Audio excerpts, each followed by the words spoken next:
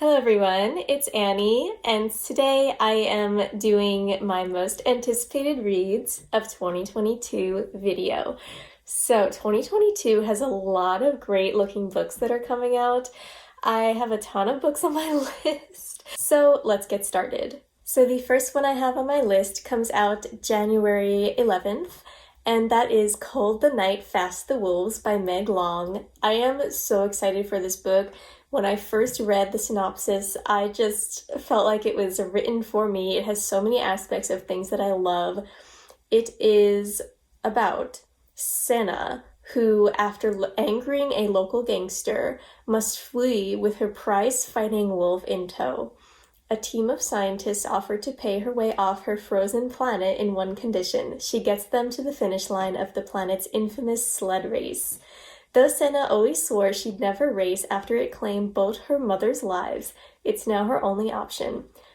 But the tundra is a treacherous place, and as the race unfolds and their lives are threatened at every turn, Senna starts to question her own abilities. Ooh, okay, so I love this. You guys probably don't know this about me, but I am obsessed with sled dogs and huskies and the Iditarod, and it's a sci-fi novel. That's just perfect for me. That is just the perfect mix. I got an archivist off of NetGalley, so I'm very happy about that, and I will be reading it as soon as possible. And then, also coming out on January 11th, we have Daughter of the Moon Goddess by Su Lin Tan. This cover, stunning. I will admit, Cold the Night, Fast the Wolves is I was a little bit disappointed about that just because it is my most anticipated read probably of the whole 2022 year. But this cover is amazing, and so is the UK version. So this is a captivating debut fantasy inspired by the legend of the Chinese moon goddess, in which a young woman's quest to free her mother pits her against the most powerful immortal in the realm. Growing up on the moon, Xingyin is accustomed to solitude, unaware that she is being hidden from the feared celestial emperor who exiled her mother for stealing his elixir of immortality. But when her magic flares and her existence is discovered, she's forced to flee her home, leaving her mother behind. She makes her way to the Celestial Kingdom, a land of wonder and secrets. She disguises her identity, seizes an opportunity to learn alongside the Emperor's son, masters archery and magic, and it seems like there's a bit of a romance between her and the prince. Interesting. So, this sounds awesome. Retelling of a Chinese legend. Yes. Beautiful cover, yes. I have heard great things about this. It's also chunky. It's over 500 pages, so that's exciting. So I'm hoping to find a new great fantasy next year. And then coming out on January 25th is The Red Palace by June He. I have read both of June He's previous books. She writes mostly mystery novels set in historical Korea, which is so cool. Her novels read like historical Korean dramas. They're so good.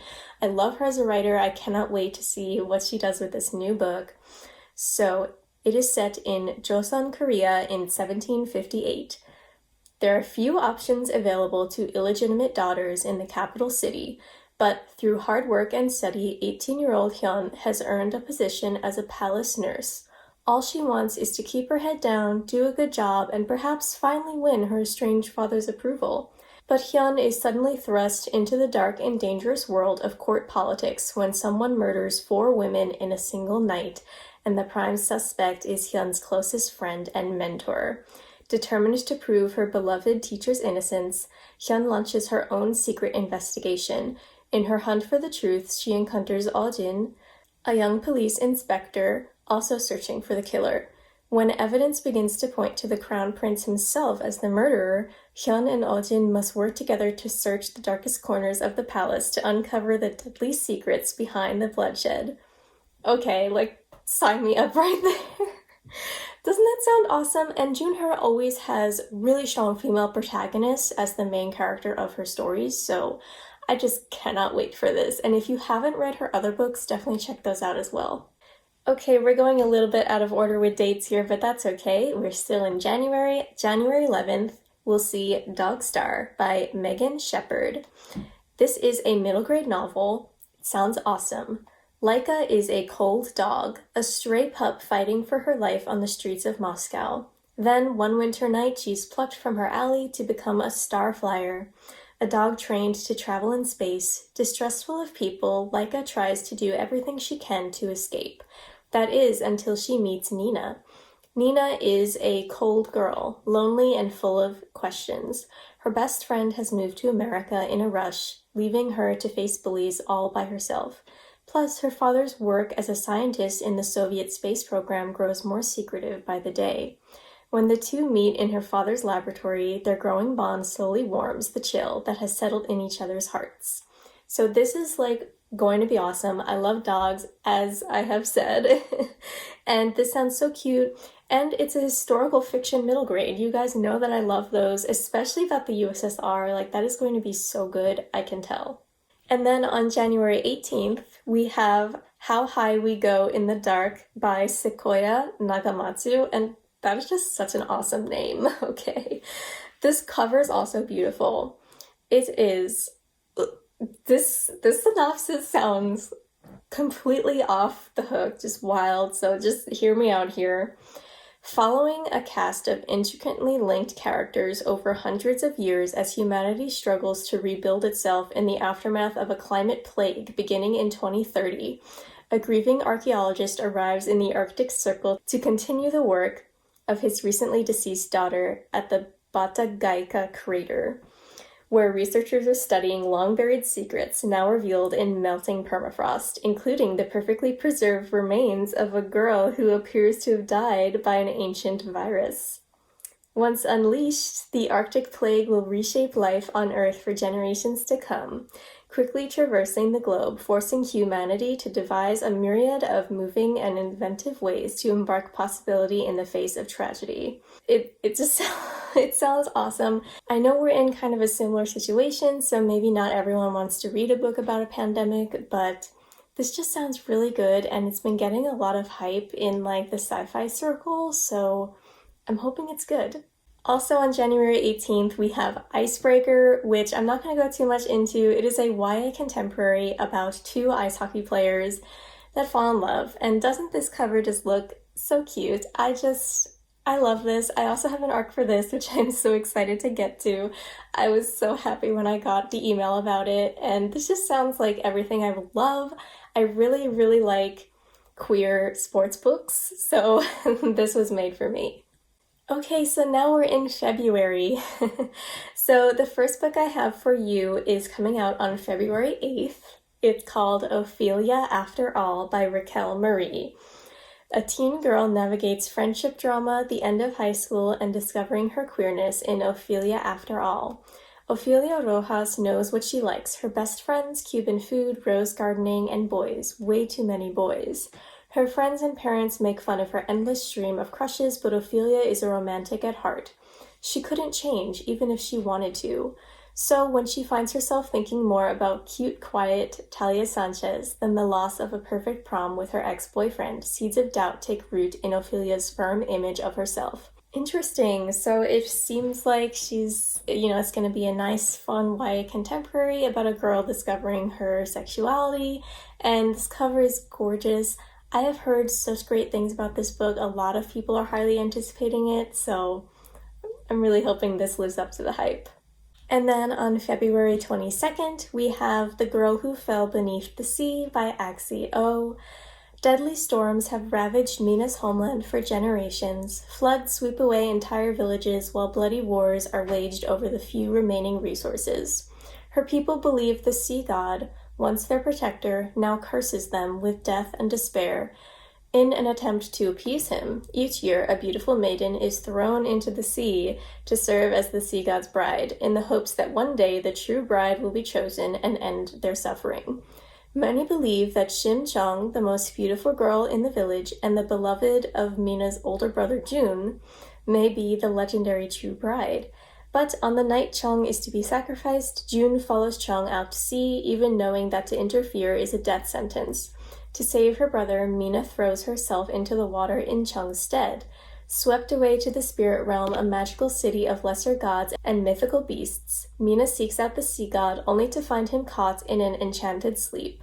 With the help of a mysterious young man named Shin, she sets out to wake the sea god and bring an end to the killer storms once and for all.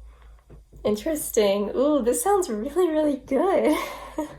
I also have an arc for this one. Very excited about this. The cover, magical, just absolutely gorgeous, and I can't wait to read this.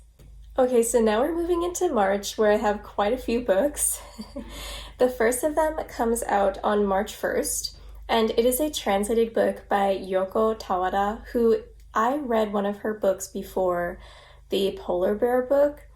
She is a Japanese writer who writes in German because she's actually living in Germany.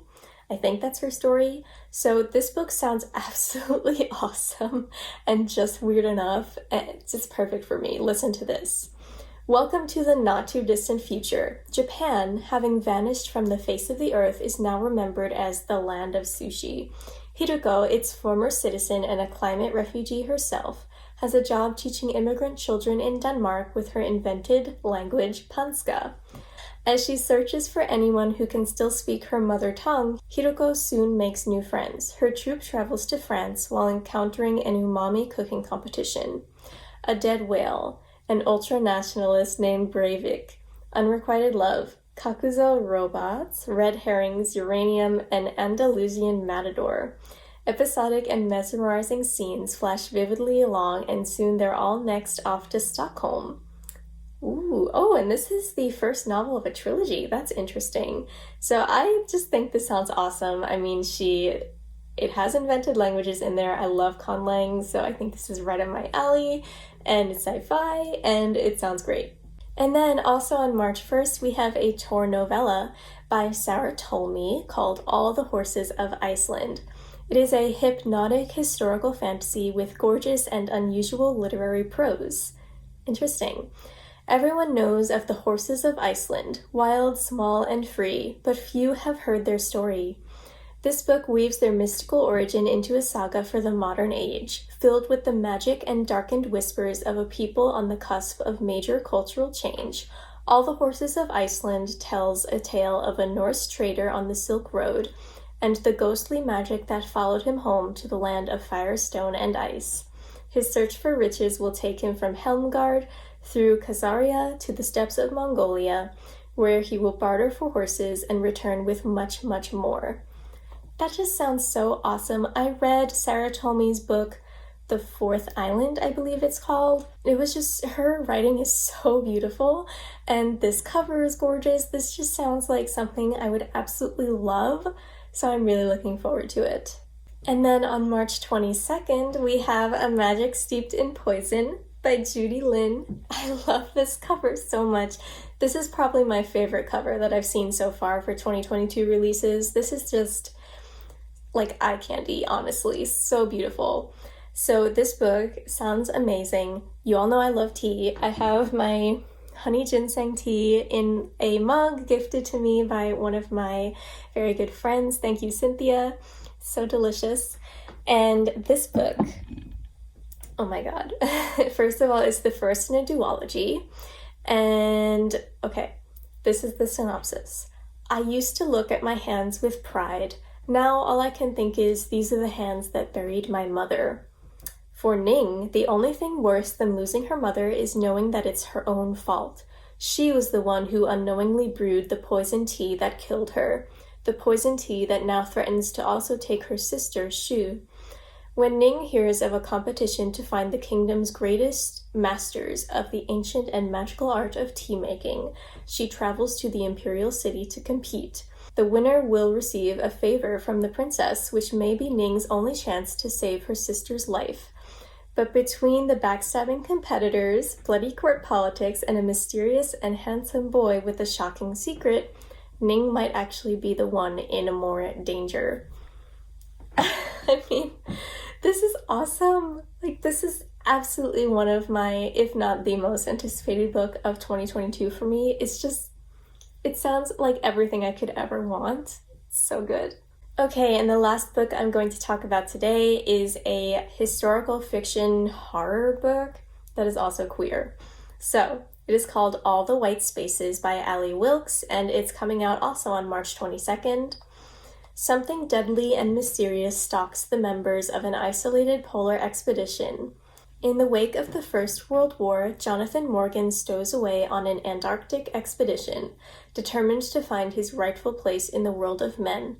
Aboard the ship of his hero, the world-famous explorer James Randall, Jonathan may live as his true self and true gender, and have the adventures he has always been denied. But not all is smooth sailing. The war casts its long shadow over them all, and grief, guilt, and mistrust skulk among the explorers. When disaster strikes in Antarctica's frozen Weddell Sea, the men must take to the land and overwinter somewhere which immediately seems both eerie and wrong, a place not marked on any of their part-drawn maps of the vast white continent. Now completely isolated, the expedition has no ability to contact the outside world, and no one is coming to rescue them. Ooh, okay. So yeah, it seems like we may have a trans man protagonist here. Seems like it's something mysterious that is like hunting them in Antarctica, maybe, I don't know. It sounds awesome. And that is it for this video because I'm tired and I have a lot more books that I could talk about, and this video will end up being like an hour long if I do that, and the sun is coming, so I need to stop filming. So thank you guys so much for watching this. Please let me know down below what your most anticipated book is for the first quarter of 2021. I'd love to hear about all your recommendations. And thank you. If you like this video, please like it and subscribe to my channel for more bookish videos, and I'll see you next time. Bye!